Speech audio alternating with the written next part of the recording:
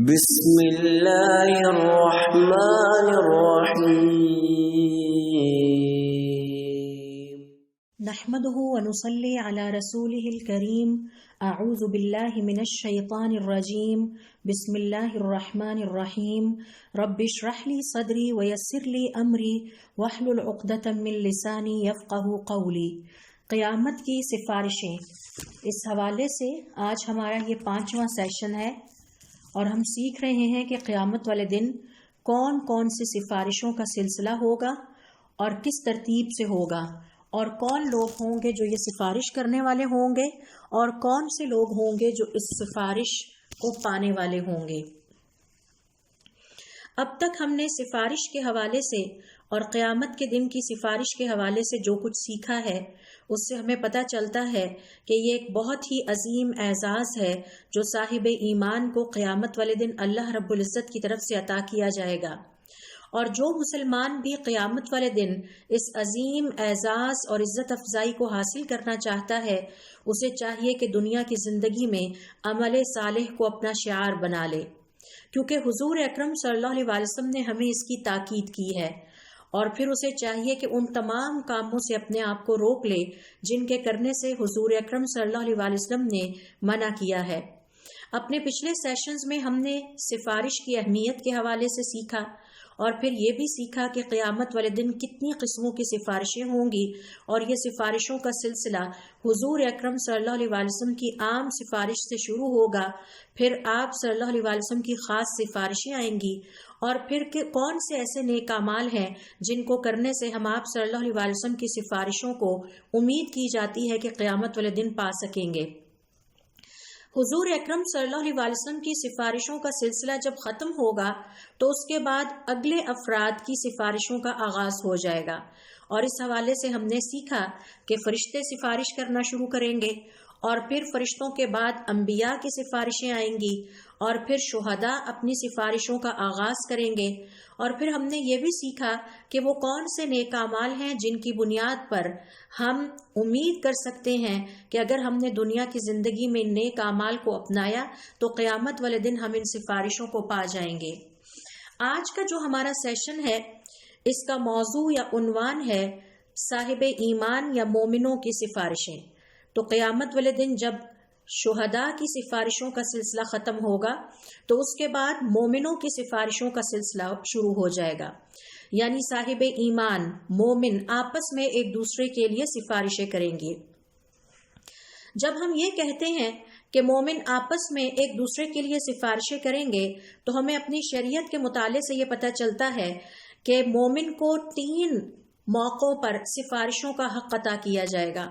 اور مومن کی سفارشیں دیگر سفارشوں سے اس طرح سے مختلف ہیں کہ ان کا آغاز دنیا ہی کی زندگی سے ہو جاتا ہے، اور قیامت والے دن بھی مومن کو سفارش کا حق دیا جائے گا، اور جنت میں داخل ہو جانے کے بعد بھی مومن کو سفارش کا حق دیا جائے گا۔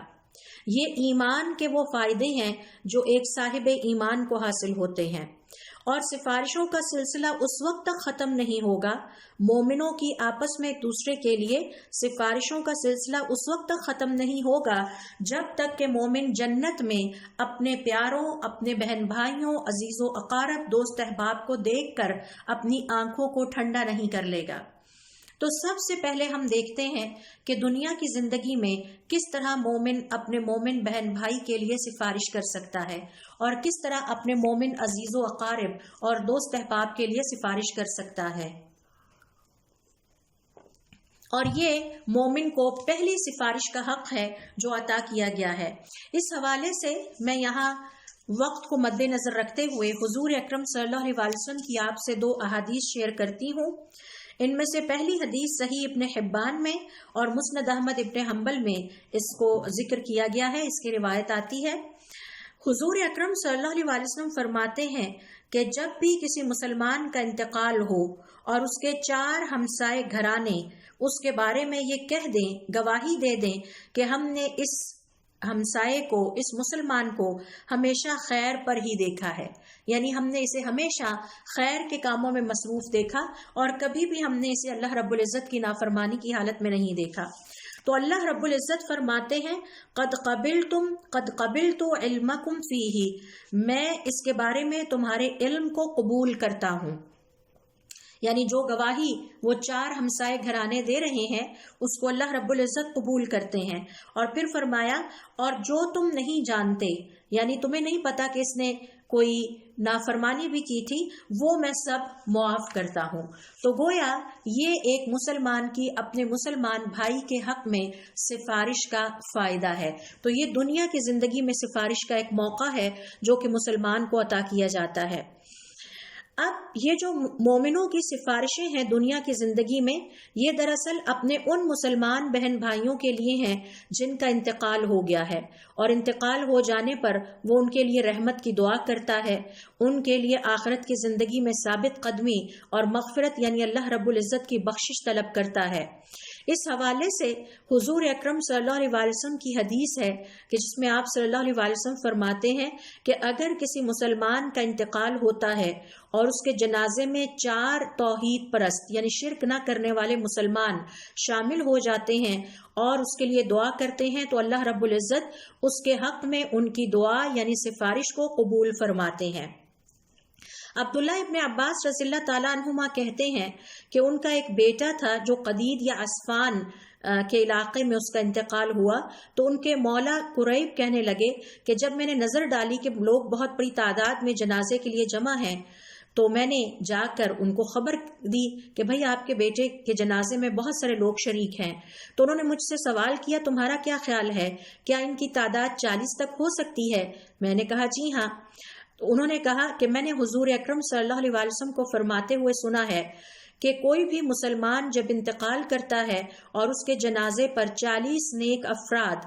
اس کے لیے دعا کرتے ہیں، بشرط یہ کہ انہوں نے کبھی بھی اپنی زندگی میں شرک نہ کیا ہو، الا شفعہم فیہ، تو اللہ رب العزت اپنی مسلمان میت کے لیے جو انہوں نے دعائیں کی ہوتی ہیں اس سفارش کو اللہ رب العزت قبول فرماتے ہیں۔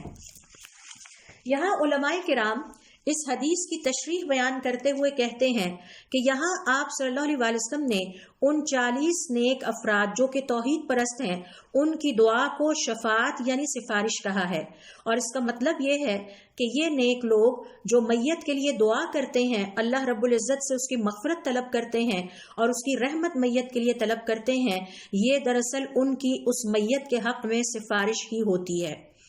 اور اس کا کیا مطلب ہے کہ اللہ رب العزت ان کی سفارش کو قبول کرتا ہے، یعنی انہوں نے میت کے حق میں، مسلمان میت کے حق میں جو رحمت کی دعائیں کی ہیں اور مغفرت کی دعائیں کی ہیں وہ اللہ رب العزت قبول فرماتے ہیں۔ اور اس حدیث کا مطلب یہ بنتا ہے کہ زندہ جو میت کے لیے دعائیں کرتے ہیں اللہ رب العزت ان کو قبول فرماتے ہیں اور یہ اس کی مغفرت اور بخشش اور آخرت کی زندگی میں آسانی کا ذریعہ بنتی ہیں۔ لہٰذا یہاں سفارش سے مراد یہ ہے کہ جس کسی مسلمان نے کسی جنازے میں شرکت کی اور پھر اس نے اپنے مسلمان میت کے لیے کوئی بھی دعا اللہ رب العزت سے طلب کی تو یہ اللہ رب العزت کے ہاں اس کی اپنے مسلمان بہن بھائی کے حق میں سفارش ہے، اور اس پر ہمیں تعجب نہیں ہونا چاہیے کیونکہ اللہ رب العزت کا فضل بہت وسیع ہے۔ ابن القیم رحمۃ اللہ علیہ اس حدیث کے حوالے سے اس کی تشریح بیان کرتے ہوئے فرماتے ہیں کہ یہاں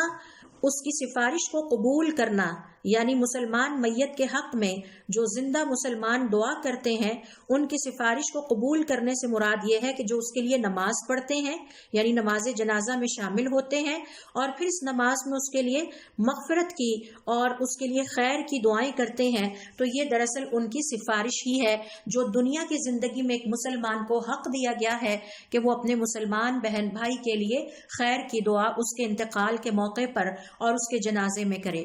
امام مبارک پوری رحمت اللہ علیہ کہتے ہیں کہ اس حدیث سے ہمیں یہ پتہ چلتا ہے کہ جنازے کی نماز میں کثرت کے ساتھ شرکت کی جائے، یعنی اگر ہم چاہتے ہیں کہ ہمارے مسلمان بہن بھائی کو ہماری سفارش کا فائدہ پہنچے اور ہماری سفارش کے حق سے فائدہ پہنچے تو پھر ہمیں اپنے مسلمان بہن بھائیوں کے جنازے میں کثرت کے ساتھ بڑی تعداد میں شرکت کرنی چاہیے اور کوشش کرنی چاہیے کہ تعداد اس سے زیادہ ہی ہو تاکہ اس مسلمان میت کی آخرت کا سفر آسان ہو جائے، اللہ رب العزت کی رحمتیں اور برکتیں اس پر نازل ہوں اور اللہ رب العزت اس کی مغفرت یعنی بخشش فرمائے۔ تاہم ہمیں یہاں ذہن میں یہ رکھنا ہوگا کہ حضور اکرم صلی اللہ علیہ وسلم نے اس حدیث میں جنازے میں شریک ہو کر میت کے لیے دعا کرنے اور سفارش کرنے والے کے لیے 2 شرطیں رکھی ہیں۔ پہلی شرط یہ ہے کہ وہ اس دوران اس کے لیے سفارش کرتے رہیں، یعنی اس کے لیے رحمت کی دعائیں، مغفرت کی دعائیں کرتے رہیں۔ اور دوسری شرط یہ ہے کہ یہ مسلمان ہوں اور ان میں کوئی بھی ایسا انسان نہ ہو جس نے کبھی بھی زندگی میں اللہ رب العزت کے ساتھ کسی کو شریک ٹھہرایا ہے۔ تو گویا یہ بہت ہی خطرناک بات ہے، اگر کوئی مسلمان اپنی زندگی میں کسی بھی شکل میں اللہ رب العزت کے ساتھ کسی چیز کو شریک ٹھہراتا ہے یا شرک کا مرتکب ہوتا ہے، تو اس کا مطلب ہے کہ وہ سفارش کے حق سے محروم کر دیا گیا ہے، اور اس کی سفارش اس کے پیاروں مسلمان بہن بھائیوں کے حق میں، اس کے رشتہ داروں کے حق میں اس کی دعائیں، اس کی اولاد کے حق میں اس کی دعائیں قطعاً قبول نہیں ہوں گی۔ یہ ہے مومن کی یا صاحب ایمان کا وہ سفارش کا حق جو اسے دنیا کی زندگی میں دے دیا گیا ہے، کہ آپ دنیا کی زندگی میں اس کی نظروں کے سامنے، اس کی زندگی میں اس کے پیارے انتقال کرتے ہیں، والدین انتقال کرتے ہیں، بہن بھائی انتقال کرتے ہیں، اولاد میں سے کسی کا انتقال ہو جاتا ہے، محلے میں سے کسی کا، دوست احباب میں سے، تو اسے یہ حق حاصل ہے کہ وہ اپنے ان مسلمان بہن بھائیوں کے لیے رحمت کی دعا کرے اور سفارش کرے اللہ رب العزت سے کہ اللہ رب العزت ان پر رحم کرے، ان کو ثابت قدمی اور مغفرت عطا کرے۔ اب ہم آتے ہیں دوسرے موقع کی طرف کہ جب مومنوں کو قیامت والے دن ایک دفعہ پھر سفارش کا حق عطا کیا جائے گا، اور دیکھیے کہ اللہ رب العزت نے مومن کو کتنے بڑے بڑے اعزاز سے نوازا ہے، اور ہماری زیادتی یہ ہے کہ ہم اپنا وقت بیکار کاموں میں صرف کرتے رہتے ہیں اور اللہ رب العزت کے ان عظیم اعزازات کو پانے کے لیے جد و جہد، کوشش یا نیک عمل نہیں کرتے۔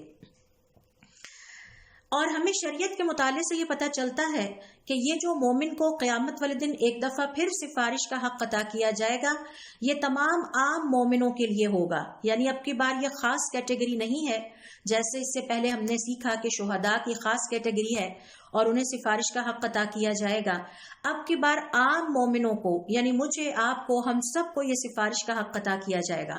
لیکن یہ سفارش کا حق ان کامیاب ہونے والے صاحب ایمان یا مومنوں کے لیے ہوگا جو پل صراط کو کامیابی کے ساتھ پار کر جائیں گے۔ پل صراط کو پار کرنے والے مسلمان اور مومن دراصل کامیاب ہوں گے، جو پل صراط پر رہ جائیں گے، جو پل صراط پر سے جہنم میں گر جائیں گے، ظاہر ہے کہ وہ ناکام ہو جانے والے مسلمان ہوں گے۔ تو یہ مسلمان جو پل صراط کو کامیابی سے پار کر جائیں گے، اللہ رب العزت انہیں ایک اعزاز اور عطا کریں گے،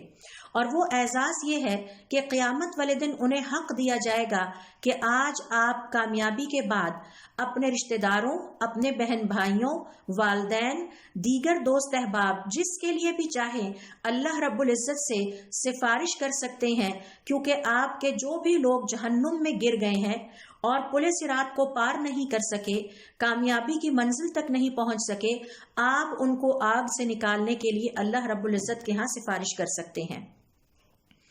تو کچھ مومن ایسے ہوں گے کہ جنہیں صرف کسی ایک کی سفارش کی صلاحیت عطا کی جائے گی، اور کچھ مومن ایسے ہوں گے جنہیں 2 یا 3 افراد کی سفارش کی صلاحیت عطا کی جائے گی، اور کچھ خوش قسمت مسلمان ایسے بھی ہوں گے جنہیں بہت بڑی جماعت کی سفارش کی صلاحیت عطا کی جائے گی۔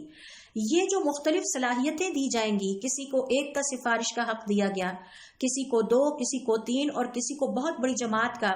یہ دراصل ہر ایک کی اللہ رب العزت کے ہاں مقام، مرتبے اور اس کے نیک اعمال کے مطابق ہوں گے۔ تو جس کے نیک اعمال کم ہوں گے اسے اختیار دیا جائے گا، حق دیا جائے گا کہ آپ اپنے عزیز و اقارب میں سے، دوست احباب میں سے، اولاد میں سے، والدین میں سے کسی ایک کی سفارش کر سکتے ہیں۔ ذرا تصور کیجئے کہ قیامت کا دن ہے اور ہم کھڑے ہیں، اور کس قدر بدقسمتی اور محرومی کی یہ شکل ہوگی کہ ہمیں یہ حق دیا جائے، اور ہمیں اپنی اولادیں بھی نظر آ رہی ہوں، والدین بھی ہمیں بہت محبوب ہیں، بہن بھائیوں سے بھی ہمیں بہت محبت ہے، دوست احباب رشتہ داروں سے بھی محبت ہے، لیکن ہم اپنی آنکھوں کے سامنے ان سب کو جہنم کا نشانہ بنتے دیکھیں، جہنم میں گرتے ہوئے دیکھیں، لیکن ہم سے کہا جائے کہ آپ کسی ایک کی سفارش کر سکتے ہیں، تو یہ بہت ہی مشکل وقت ہوگا۔ اس کو ذرا اگر تصور کیا جائے بہرحال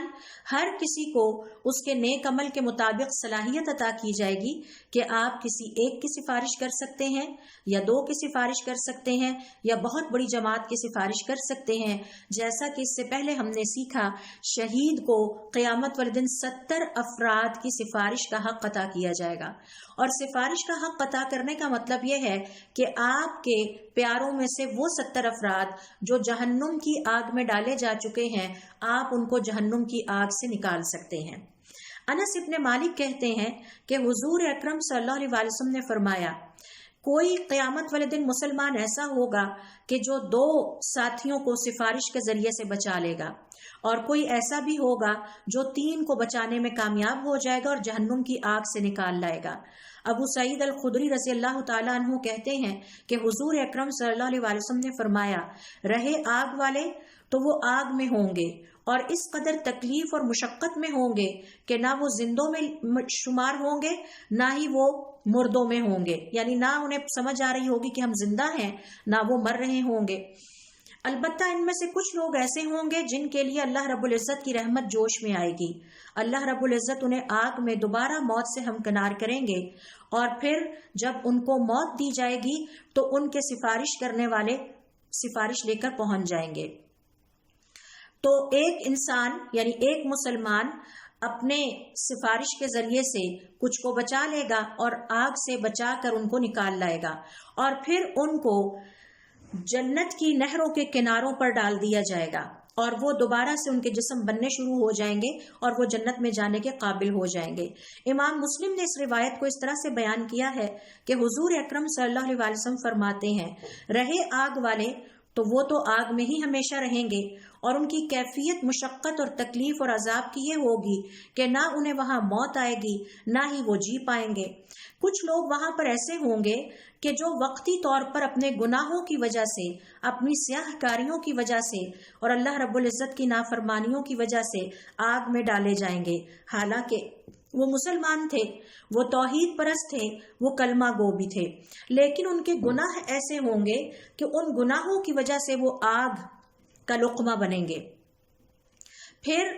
انہیں موت سے دوچار کیا جائے گا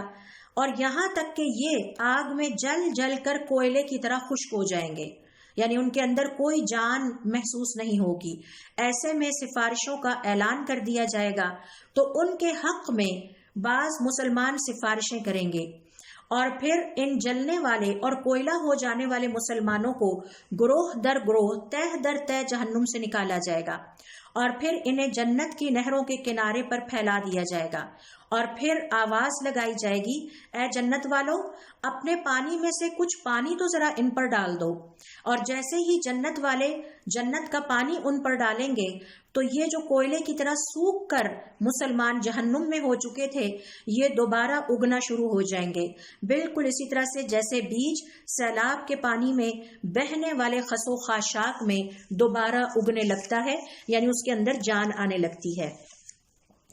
امام نووی رحمت اللہ علیہ اس حدیث کی تشریح بیان کرتے ہوئے فرماتے ہیں اس کا مطلب ہے کہ وہ مومن جن کے گناہ زیادہ ہیں، جنہوں نے زندگی میں اللہ رب العزت کی نافرمانیاں زیادہ کی ہیں، انہیں آگ میں ڈالا جائے گا اور پھر آگ میں دوبارہ انہیں موت کے مرحلے سے گزارا جائے گا اور پھر اس کے بعد انہیں ایسے نیک افراد کی سفارش میسر آئے گی کہ جن کی سفارش پر انہیں مرنے کے بعد دوبارہ آگ سے نکالا جائے گا اور جب انہیں آگ سے نکالا جائے گا تو وہ اس میں جل جل کر سیاہ کولے کی طرح ہو چکے ہوں گے، ان کے اندر زندگی کی تری ختم ہو چکی ہوگی اور پھر انہیں تہ در تہ اس طرح سے نکالا جائے گا جیسے سامان کو اٹھایا جاتا ہے اور پھر انہیں جنت کی نہروں کے کناروں پر پھیلا دیا جائے گا اور ان پر زندگی کا پانی دوبارہ چھڑکا جائے گا اور وہ زندہ ہو جائیں گے. حضور اکرم صلی اللہ علیہ وسلم اپنی ایک اور حدیث میں فرماتے ہیں کہ میری امت کا ایک خوش قسمت امتی ایسا ہوگا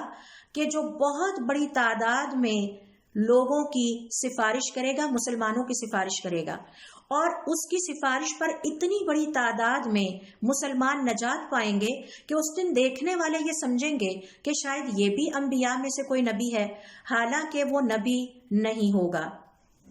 عبداللہ ابن جدعہ کہتے ہیں کہ میں نے حضور اکرم صلی اللہ علیہ وسلم کو فرماتے ہوئے سنا کہ جنت میں میری امت کے ایک نیک فرد کی سفارش کی وجہ سے اتنی بڑی تعداد میں مسلمان جائیں گے کہ جن کی تعداد بنی تمیم نامی قبیلے سے بھی زیادہ ہوگی۔ تو صحابہ کرام نے حیرت سے پوچھا کہ اے اللہ کے رسول، کیا یہ سفارش آپ کی سفارشوں کے علاوہ ہوگی؟ آپ صلی اللہ علیہ وسلم نے فرمایا ہاں، میری سفارشوں کے علاوہ یہ سفارش ہوگی۔ حارث ابن عقیش کہتے ہیں کہ حضور اکرم صلی اللہ علیہ وسلم نے فرمایا میری امت میں ایک انسان ایسا بھی ہوگا کہ جس کی سفارش کی وجہ سے بہت بڑے قبیلے سے بھی زیادہ افراد یا زیادہ مسلمان جہنم کی بھڑکتی ہوئی آگ سے نکالے جائیں گے اور انہیں جنت میں ڈالا جائے گا، اور میری امت کا ایک بدقسمت انسان ایسا بھی ہوگا کہ جس کو سخت ترین عذاب دینے کے لیے اس کے جسم کو اتنا بڑا کر دیا جائے گا کہ جیسے احد کا پہاڑ ہوتا ہے، یعنی جسم بڑے کر دیے جائیں گے۔ اور اس حوالے سے اگر ہم حضور اکرم صلی اللہ علیہ وسلم کی احادیث کا مطالعہ کریں تو ہمیں ایسی احادیث کا پتہ چلتا ہے کہ جس میں جہنم میں جانے والوں کو بڑے بڑے جسم عطا کیے جائیں گے، اور بڑے جسم عطا کرنے کا مقصد یہ ہے کہ وہ خوب اچھی طرح سے جہنم کے عذاب کا مزہ چکھیں۔ اور آپ یہ نوٹ کیجئے کہ یہ بھی لوگ آپ صلی اللہ علیہ وسلم کے امتی ہوں گے، یہ وہ لوگ ہوں گے کہ جن کی نافرمانیاں اللہ رب العزت کی فرما برداریوں سے زیادہ تھیں، اور پھر ان کی شکلیں انتہائی خوفناک ہوں گی۔ ابو ہریرہ رضی اللہ تعالیٰ عنہ کہتے ہیں کہ ایک کافر کے شانے کے درمیان کا فاصلہ، یعنی ایک کندھے سے دوسرے کندھے کے درمیان کا فاصلہ 3 دن کے سفر کے برابر ہوگا، یعنی اتنا بڑا جسم اس دن کافر کو عطا کیا جائے گا تاکہ وہ جہنم کی آگ کا خوب مزہ چکھے۔ اور آپ صلی اللہ علیہ وسلم کی امت کا کوئی ایسا بدقسمت انسان بھی ہوگا کہ جس نے اللہ رب العزت کی اتنی نافرمانیاں کی ہوں گی کہ اسے خوب بڑا کر کے جسم عطا کیا جائے گا تاکہ اچھی طرح سے اسے جہنم کی آگ کا مزہ چکھایا جا سکے۔ یہ تھی وہ چند صحیح احادیث جو کہ میں نے آپ کے سامنے رکھی، اور ان کا مقصد یہ ثبوت اور دلیل آپ لوگوں کو مہیا کرنا ہے کہ مومن اپنے مومن بھائیوں کے لیے قیامت والے دن سفارش کریں گے۔ تو کوئی مومن اپنے کسی ایک جاننے والے کے لیے سفارش کرے گا، کوئی صاحب ایمان 2 کے لیے، کوئی ایک بڑی جماعت کے لیے، اور ایک شخص آپ صلی اللہ علیہ وسلم کی امت کا ایسا ہوگا کہ جو بہت بڑی تعداد میں آپ کی امت کو جہنم میں سے نکال کر جنت میں لے جائے گا اپنی سفارش کی وجہ سے۔ آپس میں ہمارے صالحین کہا کرتے تھے کہ گمان ہمارا یہ ہے کہ یہ حضرت عثمان بن عفان رضی اللہ تعالی عنہ ہوں گے۔ اب جب ہمیں یہ پتہ چل گیا ان صحیح احادیث کے ذریعے سے کہ قیامت والے دن مومنوں کو بھی سفارش کا حق دیا جائے گا کہ وہ اپنے پیاروں کو آگ سے بچا سکیں اور ان کے لیے اللہ رب العزت سے خیر طلب کر سکیں، تو اب اگلا اہم ترین سوال ہمارے سامنے یہ آتا ہے کہ یہ مومن کس کے لیے سفارش کریں گے اور اس سفارش کی اہمیت کیا ہے۔ حضور اکرم صلی اللہ علیہ وسلم نے اپنے صحابہ کرام کو بہت تفصیل کے ساتھ قیامت کے احوال اور حالات سکھائے ہیں، اور یہ بھی سکھایا ہے کہ کس قدر پریشان کن اور تکلیفوں سے اور مشقتوں سے قیامت والے دن لوگ گزریں گے۔ حشر کی مشقتیں ہوں گی، یہاں تک کہ سورج ہمارے انتہائی قریب آ چکا ہوگا اور اللہ تعالیٰ کی مخلوق پر آگ ظاہر ہو جائے گی اور پلِ صراط سے گزرنا ہوگا، اور پلِ صراط سے گزرنا آپ صلی اللہ علیہ وسلم کی احادیث کے مطابق سخت ترین اور نازک ترین مرحلہ ہوگا اور سب سے خطرناک ترین مرحلہ ہوگا، کیونکہ جب اللہ رب العزت کی مخلوق پلِ صراط سے گزرے گی تو اس وقت اللہ رب العزت کی رحمت کا پتہ چلے گا۔ جب ہماری آنکھوں کے سامنے بعض مومن پلِ صراط سے آگ میں گرتے ہوئے نظر آئیں گے اپنے ان گناہوں کی وجہ سے جو دنیا کی زندگی میں انہوں نے کیے تھے، پھر اللہ رب العزت اپنے مومن بندوں کو اجازت دیں گے جو کہ پلِ صراط کو کامیابی سے پار کر جائیں گے اور آگ سے بچ جائیں گے کہ اب وہ اپنے آگ میں گرنے والے بہن بھائیوں، عزیز و اقارب، رشتہ داروں اور دوست احباب کے لیے سفارش کر سکتے ہیں۔ اب دیکھنا یہ ہے کہ اس حوالے سے حضور اکرم صلی اللہ علیہ وسلم اپنی حدیث میں ہمارے لیے کیا رہنمائی کرتے ہیں۔ ابو سعید الخدری کہتے ہیں کہ حضور اکرم صلی اللہ علیہ وسلم کے زمانے میں کچھ لوگوں نے ان سے سوال کیا، اے اللہ کے رسول، کیا ہم قیامت والے دن اپنے رب کو دیکھیں گے؟ اللہ کے رسول نے صلی اللہ علیہ وسلم نے جواب دیا، کہ آج جب تم ظہر کے وقت سورج کو دیکھنا چاہتے ہو اور جب کہ آسمان پر کوئی بادل بھی نہ ہو تو کیا تمہیں کوئی مشکل پیش آتی ہے؟ اس کے بعد آپ صلی اللہ علیہ وسلم نے اس حدیث کو مزید آگے بڑھاتے ہوئے فرمایا اور پھر پل صراط کو فکس کر دیا جائے گا، لا کے باندھ دیا جائے گا اور اسے جہنم کے اوپر باندھا جائے گا اور پھر سفارشوں کا آغاز ہو جائے گا، اور اس وقت یہ منظر دیکھ کر اللہ رب العزت کی مخلوق کے زبان سے ایک ہی لفظ نکلے گا، اے اللہ تعالیٰ مجھے بچا لینا، اے اللہ تعالیٰ مجھے سلامت رکھنا۔ پھر آپ صلی اللہ علیہ وسلم سے سوال کیا گیا یہ پل صراط کیا ہے؟ آپ صلی اللہ علیہ وسلم نے پل صراط کی تعریف بیان کرتے ہوئے فرمایا یہ ایک پھسلنے والی ڈگمگا دینے والی جگہ ہے اور اس پہ بڑے بڑے خاردار پودے ہیں جن کے بہت بڑے بڑے کانٹے ہیں اور جکڑنے والے نوکوں والے سرکنڈے ہیں، یعنی یہ ایسے کانٹے دار پودے ہیں کہ جو جکڑ لیں گے۔ اور پھر آپ صلی اللہ علیہ وسلم نے فرمایا کہ اس پل صراط پر سے کہ جو انتہائی پھسلنے والی جگہ ہے، ڈگمگا دینے والی جگہ ہے، اس پر بڑے بڑے خاردار پودے یعنی جن کے بڑے بڑے کانٹے ہیں اور جکڑنے والے نوکوں والے سرکنڈے ہیں وہ لگے ہوئے ہیں۔ یہاں سے کچھ خوش قسمت مومن ایسے ہوں گے جو آگ کے جپکنے کی طرح سے گزر جائیں گے، اور کچھ بجلی کی رفتار سے گزر جائیں گے، کچھ ہوا کی رفتار سے گزر جائیں گے، کچھ پرندوں کی طرح سے گزر جائیں گے، اور کچھ تیز رفتار گھوڑوں کی مانند گزر جائیں گے۔ تو اس حوالے سے پل صراط پر سے گزرنے والے جو مسلمان ہیں، پھر آپ نے ان کے 3 گروہ بیان کیے ہیں۔ پہلے کو کہا فناجن مسلم، تو پہلا گروہ وہ ہوگا جن کے نیک اعمال کے مطابق انہیں نور عظیم عطا کیا جائے گا، اور یہ صحیح سالم نجات پانے والا گروہ ہوگا اور یہ بجلی کی سی تیزی سے گزر جائے گا۔ آپ صلی اللہ علیہ وسلم کے الفاظ کے مطابق یہ تیزی سے پل صراط سے گزریں گے اور ان کے چہرے 14ویں کے چاند کی طرح چمک رہے ہوں گے، اور یہ وہ 70,000 افراد ہوں گے جن کا نہ حساب ہوگا اور نہ ہی انہیں قیامت کا عذاب چھوئے گا۔ اور پھر ان کے بعد جو گروہ ہوگا وہ چمکتے ہوئے آسمان کے ستاروں کی مانند ہوگا۔ اس کے بعد دوسرا گروہ ہلاک ہونے والا گروہ ہے جو کہ زخمی ہو کر گزرے گا اور بہت مشکل کے ساتھ وہاں سے گزرے گا۔ یہ وہ منافقین کا گروہ ہوگا جن سے قیامت کے دن ان کا نور چھین لیا جائے گا اور وہ اوندھے منہ جہنم میں جا گریں گے۔ یہ اللہ رب العزت کے نافرمان ہیں، فاسق ہیں، جنہوں نے دنیا کی زندگی میں برائیاں زیادہ کمائی اور نیکیاں کم کمائی۔ اس کے بعد تیسرا وہ گروہ ہے کہ جنہوں نے برائیاں بھی کمائی ہوں گی، انہیں پل صراط کے کتے اور درندے بھینچیں گے، نوچیں گے اور ان کے جسم زخمی ہو جائیں گے، اور پھر آخرکار بہت مشکل حالات سے نجات پاتے ہوئے وہ جہنم کی آگ میں تہ تر دہ لگا دیے جائیں گے، یعنی وہاں پر تہ در تہ مسلمان اور انسان جہنم کی آگ میں گرتے جائیں گے،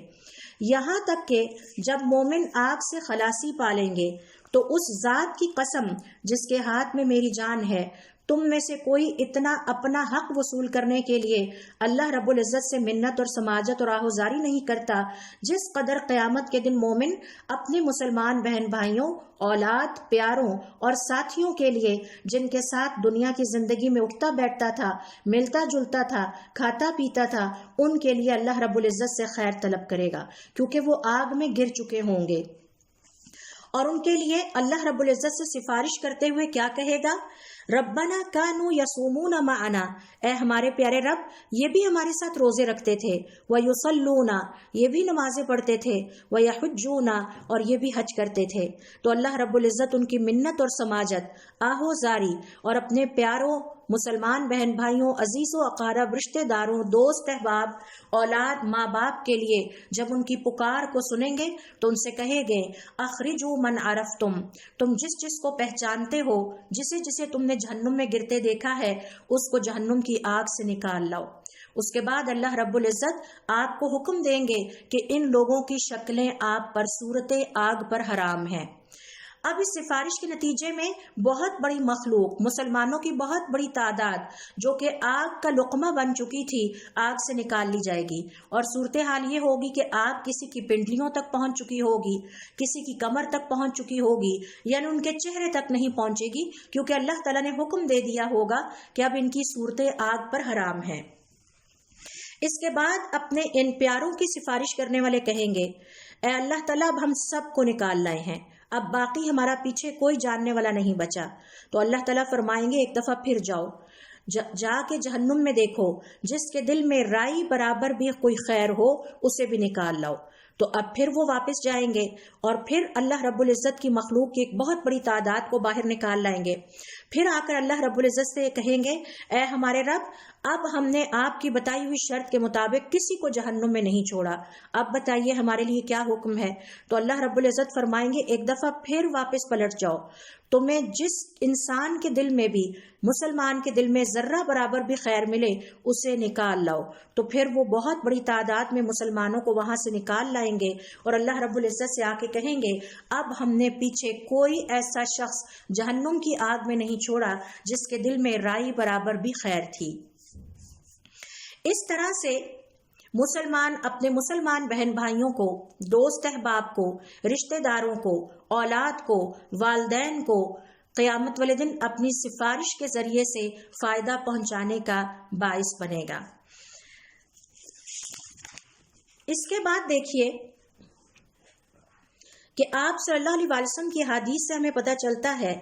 کہ قیامت والے دن سفارشوں کا سلسلہ اور یہ جو سفارش کا حق صاحب ایمان کو یا مومنوں کو عطا کیا جائے گا وہ یہیں ختم نہیں ہو جاتا، بلکہ تیسرا موقع، تیسری جگہ جب مسلمان کو، جب مومن کو ایک دفعہ پھر اپنے پیاروں کی سفارش کے لیے حق دیا جائے گا۔ اور میں یہاں جب پیاروں کو کہتی ہوں تو اس کا مطلب دوست احباب بھی ہیں جن سے ہمیں محبت ہے، اس میں دوست احباب بھی ہو سکتے ہیں، ہماری اولادیں بھی ہو سکتی ہیں، ہمارے والدین بھی، ہمارے رشتہ دار بھی، بہن بھائی بھی، ان سب کے لیے سفارش کا حق ایک دفعہ پھر دیا جائے گا جنت میں داخل ہو جانے کے بعد۔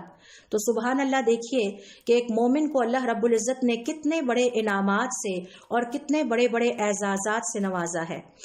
اب جنت میں جانے کے بعد جب مومن جنت میں داخل ہو جائیں گے اور تھوڑا سکون کا سانس لیں گے تو اپنے پیاروں کو تلاش کرنا شروع ہو جائیں گے، اپنے جان پہچان والوں کو ڈھونڈیں گے، میرے بچے کہاں ہیں، میرے ہمسائے بڑے اچھے تھے، دنیا کی زندگی میں میری بڑی مدد کرتے تھے، وہ کہاں چلے گئے، ہم جن کے ساتھ بیٹھ کے قرآن سیکھتے تھے، دین کی باتیں سیکھتے تھے، وہ میرے پیارے لوگ کہاں چلے گئے، اور جو میرے دوست احباب تھے وہ کہاں چلے گئے، میرے والد کہاں ہیں، میری والدہ کہاں ہے۔ غرض یہ کہ اپنے پیاروں کو تلاش کرنے لگیں گے،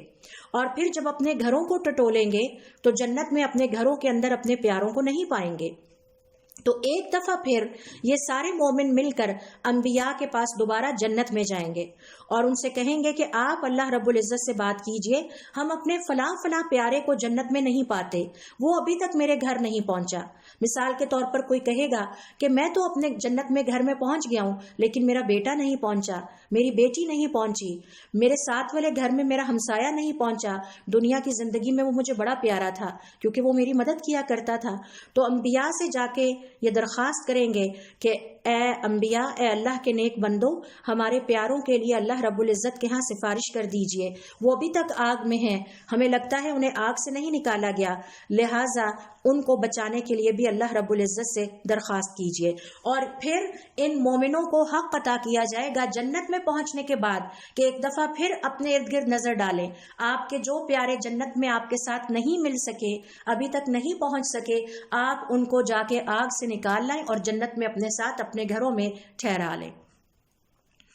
ان احادیث پر غور کرنے سے ہمیں پتہ چلتا ہے کہ یہ جو ہمارا ایک دوسرے کے ساتھ دین کا تعلق ہے اور ایمان کا تعلق ہے، یہ کتنا خوبصورت اور پائیدار تعلق ہے، اور اس تعلق کا فائدہ ہمیں صرف دنیا کی زندگی میں ہی نہیں ملتا بلکہ ہمیں آخرت کی زندگی میں بھی اس کا تعلق ملے گا، بلکہ یہ وہی تعلق ہے کہ جس نے جنت میں بھی ہمارے کام آنا ہے، پل صراط کے اوپر بھی کام آنا ہے، اور دنیا کی زندگی میں بھی کام آتا ہے۔ جب ہم میں سے کوئی انتقال کرتا ہے تو دوسرا اس کے لیے کھڑے ہو کے اللہ رب العزت سے جنازے میں دعا کرتا ہے، اور پھر پل صراط پر اس کو یاد کرے گا، اور پھر جنت میں داخل ہونے کے بعد اس کو تلاش کرے گا۔ تو اس سے زیادہ بہترین اور خوبصورت اور پائیدار اور ابدی تعلق کوئی نہیں ہو سکتا۔ جابر کہتے ہیں کہ حضور اکرم صلی اللہ علیہ وسلم اپنی ایک حدیث میں فرماتے ہیں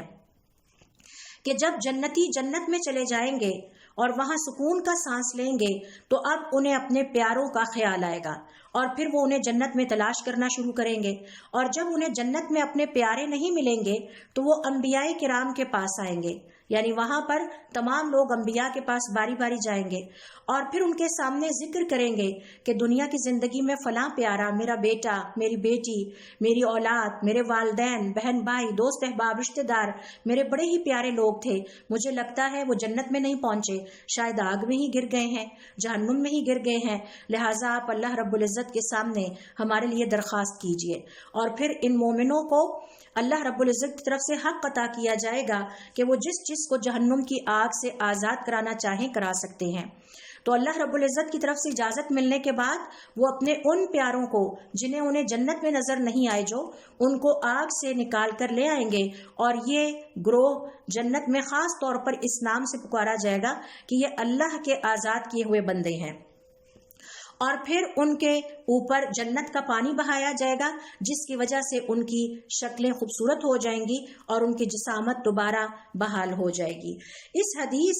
کا مطالعہ جب ہم کرتے ہیں اور اس حدیث کو جب ہم پڑھتے ہیں تو ہمیں پتہ یہ چلتا ہے کہ ایمان کا جو تعلق ہے ایک دوسرے سے،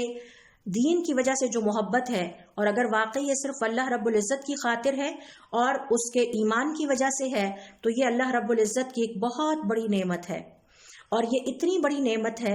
کہ جب جنت والے جنت میں جائیں گے تو جنت کی بہترین نعمتیں پا جانے کے باوجود، یعنی سوچئے کہ ایک انسان کو یہ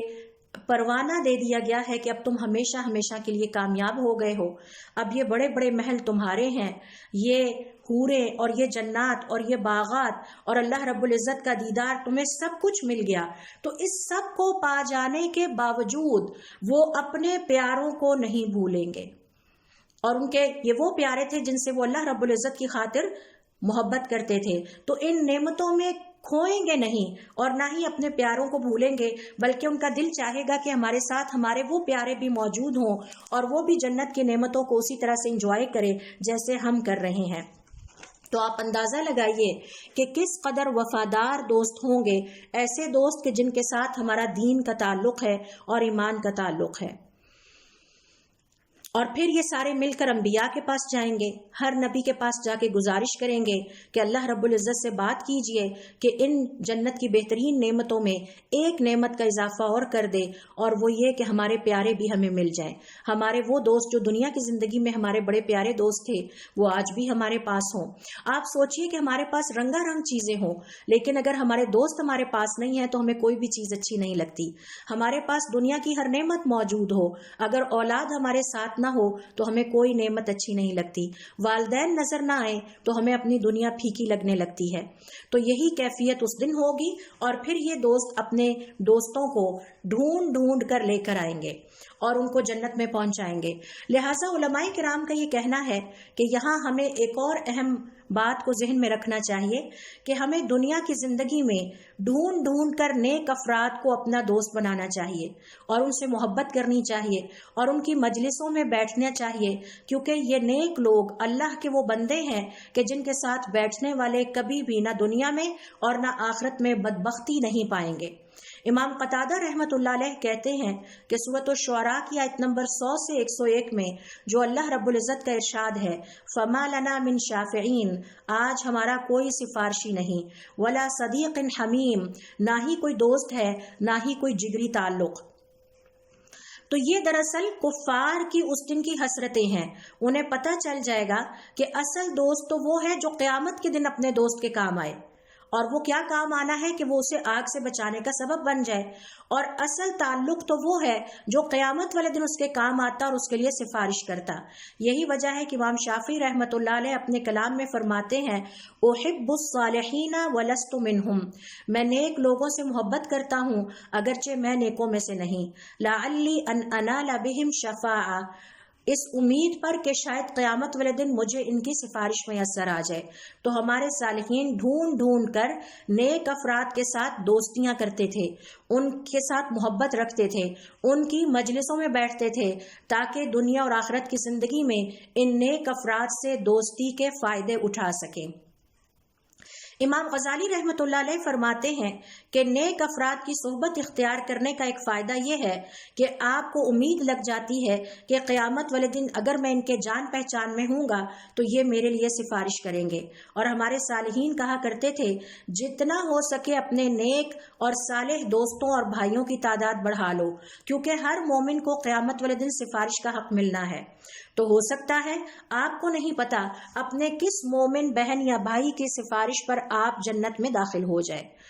تو دیکھیے کہ اگر آپ کے 5 نیک افراد دوست ہیں، آپ کو نہیں پتا کہ ان میں سے کس کی دوستی قیامت والے دن آپ کے کام آ جائے.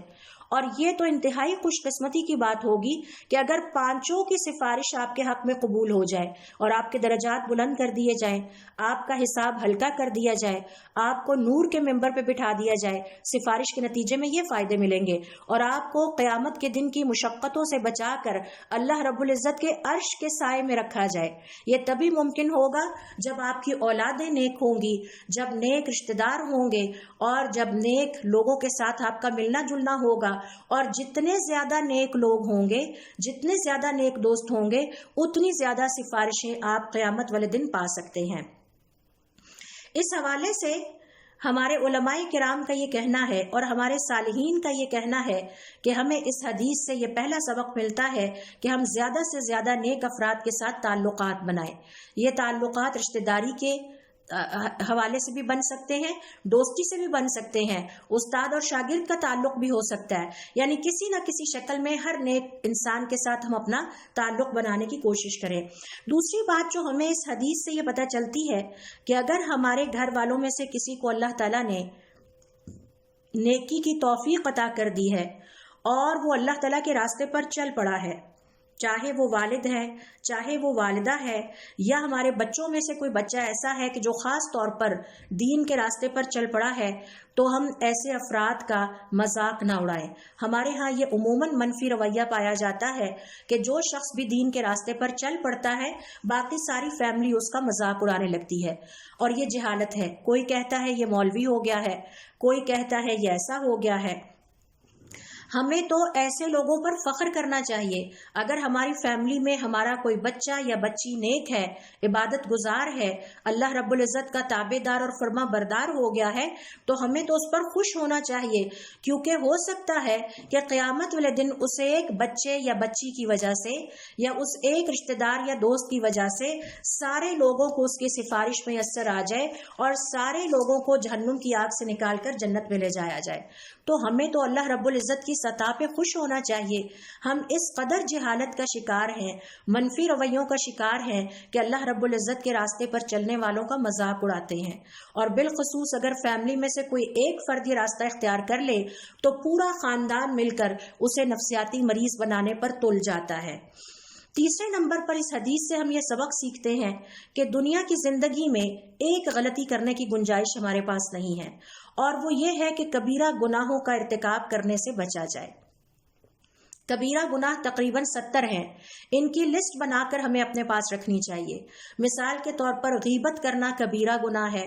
جھوٹ بولنا کبیرہ گناہ ہے، جھوٹے الزامات لگانا کبیرہ گناہ ہے، حسد کرنا کبیرہ گناہ ہے. یہ وہ کبیرہ گناہ ہیں جو آج ہماری زندگی کا حصہ بن چکے ہیں اور ہمیں پتہ بھی نہیں ہے مسلمان ہونے کی حیثیت سے کہ یہ سب کبیرہ گناہ ہیں. اور اگر ہم سے کوئی کبیرہ گناہ ہو جاتا ہے تو ہمیں ہر کبیرہ گناہ کے بعد توبہ کر لینی چاہیے اور دوبارہ اس کبیرہ گناہ کا ارتکاب نہیں کرنا چاہیے، کیونکہ یہ جتنے مسلمان جنہیں آگ میں ڈالا جائے گا یہ وہ مسلمان ہوں گے جو کلمہ گو تھے لیکن اس کے باوجود دنیا کی زندگی میں کبیرہ گناہ کرتے رہے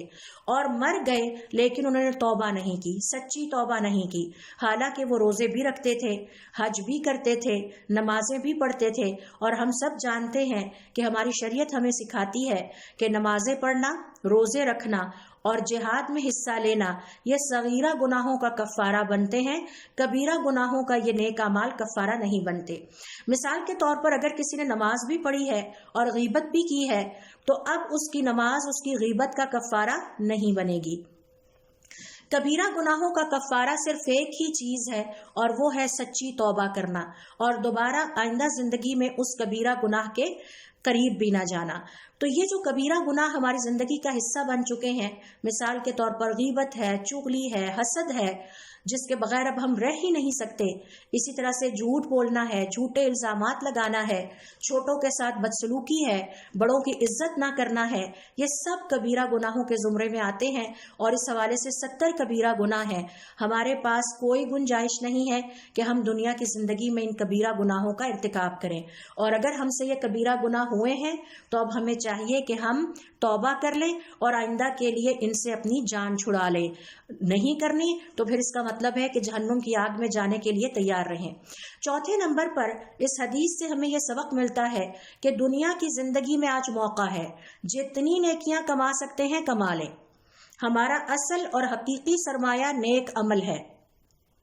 اور اس حوالے سے ہمیں کمر کس لینی چاہیے اور بلند ہمتی کا مظاہرہ کرنا چاہیے، اور ہمیں یہ سوچنا چاہیے بیٹھ کے کہ ہم کیا چاہتے ہیں۔ قیامت والے دن ہم یہ چاہتے ہیں کہ ہم سفارش کرنے والے بنے یا دوسروں کی سفارشوں کا انتظار کرنے والے بنے۔ بلند ہمتی کا تقاضا یہ ہے کہ آج ہم اتنی عبادت کر جائیں کہ قیامت والے دن ہم اپنے پیاروں کو فائدہ پہنچانے والے بنیں، ہم 70 افراد کو جہنم کی آگ سے نکال سکیں، اپنی اولاد کو جہنم کی آگ سے بچا سکیں۔ یہی وجہ ہے کہ ایک تابعی کہتے ہیں کہ میں جب کبھی عبادت میں سستی محسوس کرتا ہوں تو میں فوراً کھڑا ہو جاتا ہوں، کیونکہ مجھے اپنی اولاد کا خیال آ جاتا ہے، اور میں سوچتا ہوں کہ یہ تو بچے ہیں، پتہ نہیں یہ زندگی میں اتنی عبادت کریں کہ نہ کریں، میں اتنی محنت کر جاؤں کہ قیامت والے دن میں اپنے گھر والوں، بچوں، دوست احباب، رشتہ داروں، والدین کے لیے سفارش کر سکوں۔ تو ہم کیا چاہتے ہیں؟ ہم سفارش کرنے والے بننا چاہتے ہیں یا ہم ہاتھ پھیلا کر دوسروں سے سفارش مانگنے والے بننا چاہتے ہیں؟ اور پھر اگر پست ہمتی اور کم ہمتی یہ ہے کہ ہم اس بات کے انتظار میں رہیں، اس آس میں رہیں کہ ہمیں کسی کی سفارش مل جائے گی، تو پھر یہ بات ذہن میں رکھنا ہوگی کہ دوسروں کی سفارش کا انتظار کرنے والوں کو آگ کے عذاب میں ڈالا جائے گا، اور انہیں وہاں ایک طویل وقت تک اللہ تعالیٰ کی رحمت کا انتظار کرنا پڑے گا، تاکہ حضور اکرم صلی اللہ علیہ وسلم ان کے لیے سفارش کریں، اور وہاں سے سفارش کا سلسلہ شروع ہوگا،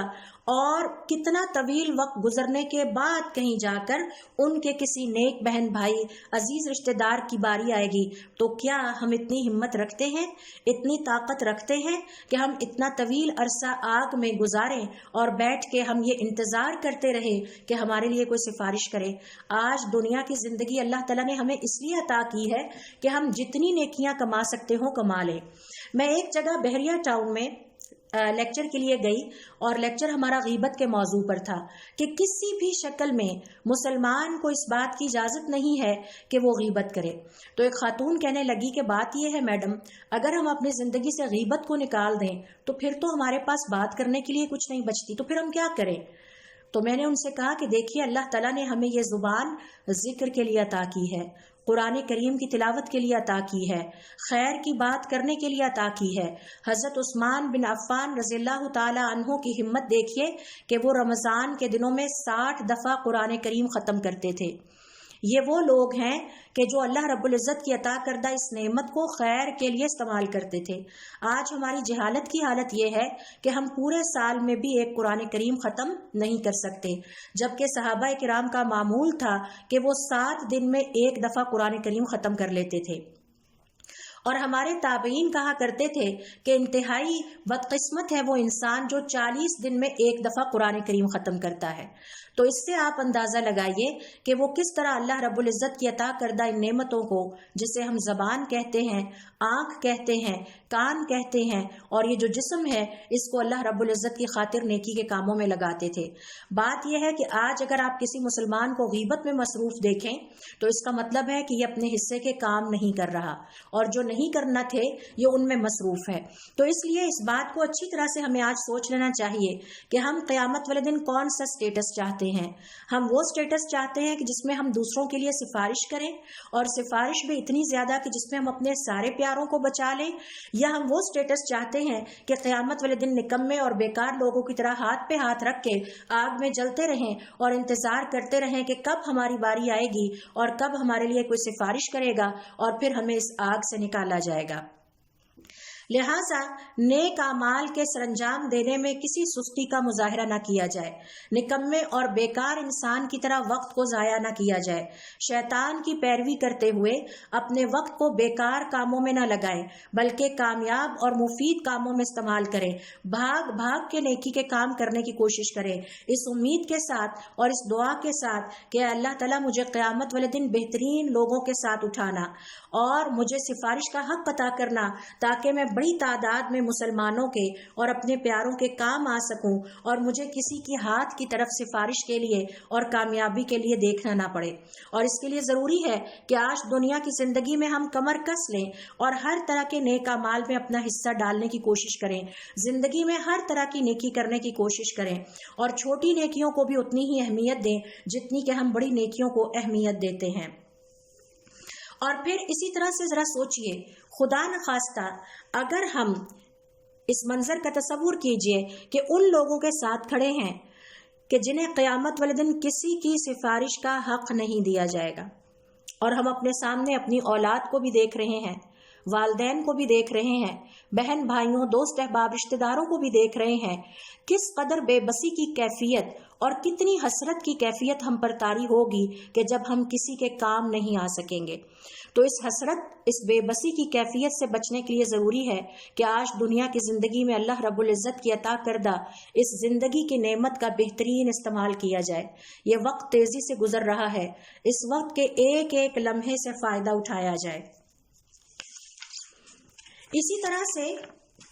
ہمیں چاہیے کہ ہم اللہ رب العزت سے یہ دعا کریں کہ اللہ رب العزت ہمیں جو عمر عطا کریں اس میں ہم بہترین اعمال کرنے کے قابل ہو سکیں، کیونکہ ہم کوئی نیک عمل بھی اللہ رب العزت کی عطا کردہ توفیق کے بغیر نہیں کر سکتے۔ اور پھر اللہ رب العزت سے دعا کریں کہ اللہ تعالی ہماری ٹوٹی پھوٹی کوششوں کو قبول فرمائے، اور اللہ رب العزت سے یہ بھی دعا کریں کہ اللہ تعالی ہمیں قیامت کے دن سفارش کرنے والا بنا، دوسروں کے ہاتھوں کی طرف اپنی نجات کے لیے دیکھنے والے ہم نہ بنیں۔ تو اللہ رب العزت سے دعا ہے کہ ہم اس دین کو کے علم کو حاصل کریں، اور یہ عظیم ترین عبادت ہے، اور پھر اس دین کے علم کو سیکھنے کے بعد اپنے پیاروں تک اپنے ماحول میں اس پیغام کو عام کریں، اور پھر اس پر عمل کرنے کی توفیق بھی اللہ رب العزت ہمیں عطا فرمائے۔ سبحانک اللہم و بحمدک، اشہد ان لا الہ الا انت، استغفرک و اتوب الیک۔